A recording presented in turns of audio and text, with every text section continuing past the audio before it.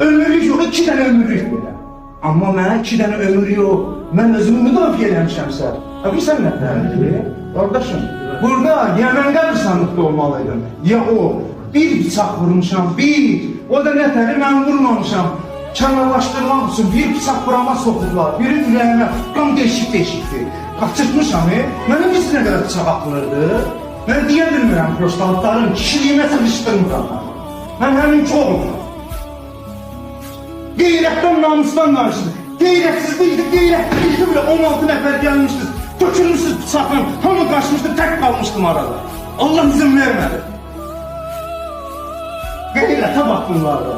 Mən qeyrətdən, namusdan danışırlar. Şərəfiniz var, kişi kimi gələr vuruşa, şikayət eləmə. Sizə mən xəbər də yollamışdım. Dedim, şikayəti geri götürün, çıxın çölə, öldürmək bilirsiniz eləmişlər bunlar. Senin oğlun gətirib o qaldığın cəmaatın balasını öldürtdünüz. Gecə saat yuxudan durğuzur.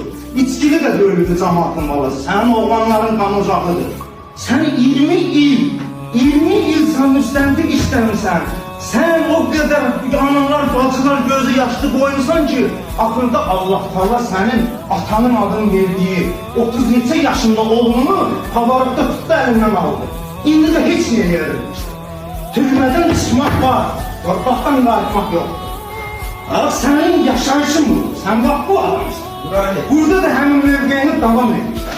Bir sözlə, qısa və vaxtları konkret deyirəm. Mən